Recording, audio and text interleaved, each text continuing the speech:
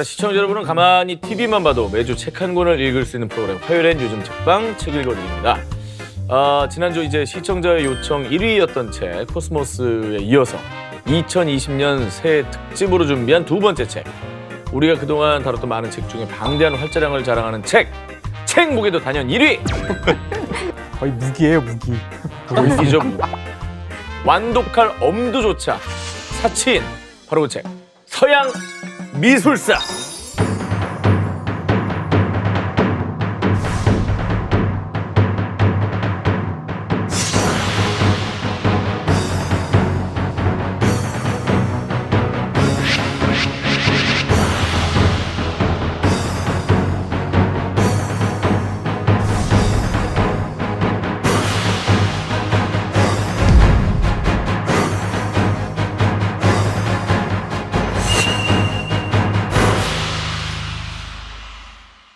이게 근데 미술이란 분야만큼 알아야 보이는 게 없는 것 같아요. 맞아. 저는 아무리 좋은 데를 가도 10분이면 그냥 나오거든요. 진짜. 그래도 왜 그 중에 하나는 하는 거 있지 않아요? 2분. 뭘 알아야 보이지. 사조도 모르고 아무것도 모르니까 현대미술관 백날 가도 10분이에요, 그냥. 저도 이제 마찬가지로 네. 딱 가서 이제 2분 뭐 이랬었는데 살바도르 달리의 특별전을 한 적이 있었어요.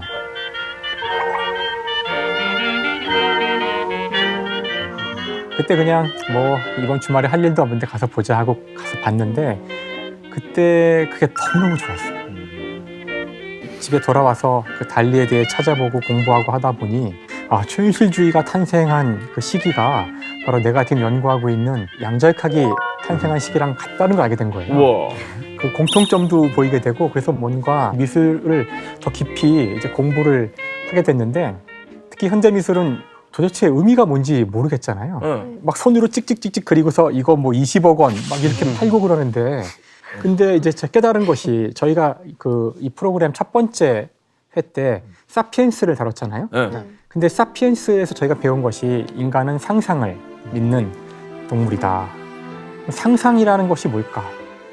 가치를 만들어내는 건데 사실 이 가치를 만들어낸다는 끝판왕이 뭔가 생각해 보니 찍찍찍찍 20억 원.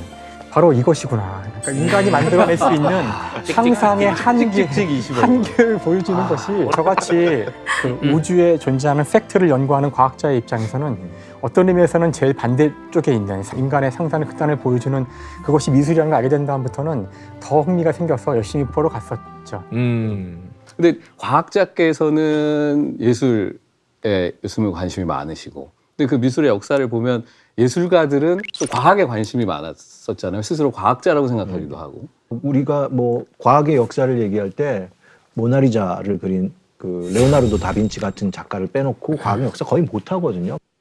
사실은 미술이 굉장히 모호한 것 같지만 크게 보면 과학을 통해서 미학적 객관성을 확보를 해 나가고 있어요. 이 책에서도 하지만 미술은 감성적이고 과학은 굉장히 냉정하고 이성적인 세계잖아요. 하지만 이게 크게 보면 이게 굉장히 보완적입니다. 흥미로운 거는 이 곰브리치가 과학에 대한 관심이 매우 일종의 과학 덕후였던 거예요. 와. 예. 주변에서 아니 왜 그렇게 인문학자가 그렇게 과학에 관심이 많냐고 이렇게 물어봤을 때 아니 현대를 사는데 어떻게 과학을 몰라? 이렇게 답변을 했을 정도로 아마 과학에 굉장히 관심이 많았고 그런 부분들 때문에 아마 이 책이 굉장히 다양한 어떻게 보면 그 영역으로 융합되는 면들이 있고 그렇게 풀려나가는 것 같아요. 계속 지금까지. 이 책에서 곰브리치의 제자세요? 제가 사실은 직접 제자는 아니고 뭐예요, 그럼? 제자의 제자 정도는 됩니다. 제가 사부네. 예. 영국으로 공부하러 갔을 때는 그 곰브리치 선생님이 이미 은퇴를 하셨고요. 대학교 바로 옆에 있었던 바르브루크 연구소에서 특강을 하셨는데요. 특강으로 계속 뵐 수 있었습니다. 특강을 들으신 거 아니에요? 그렇죠. 직접. 그럼 제자죠. 저자직강. 그러니까. 우리가 제자라고 하면 직접 논문을 지도받거나 수업을 그건 애제자. 그냥 제자. 저는 사실 진짜 이 책 제목 봤을 때 중간고사 봐요?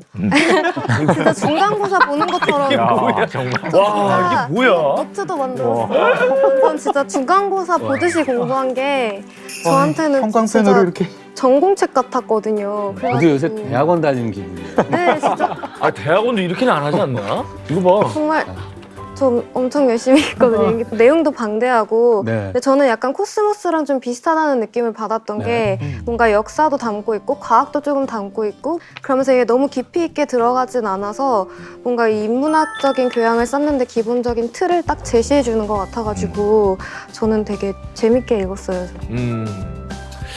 자, 이적 씨 대단하지 않습니까? 예.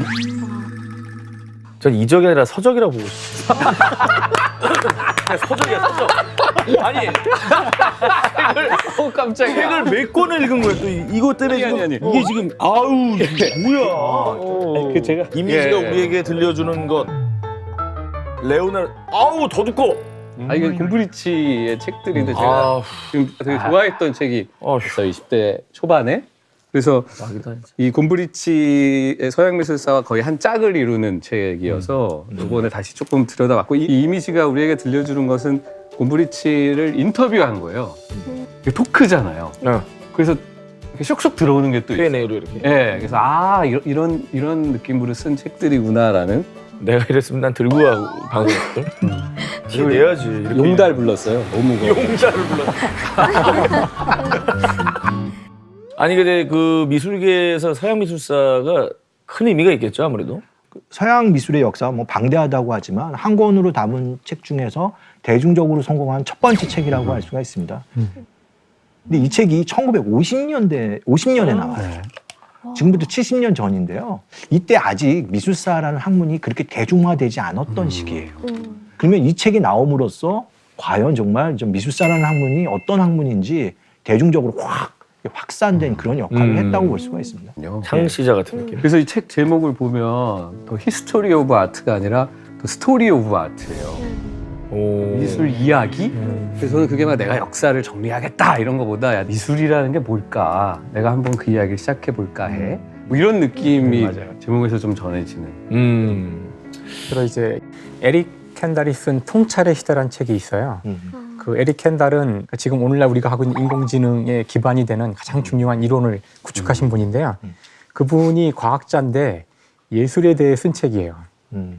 그 책에 이제 끊임없이 이 곰브리치의 서양 미술사가 나오는데 과학의 눈으로 미술을 제대로 분석한 책이라는 평가를 내리거든요.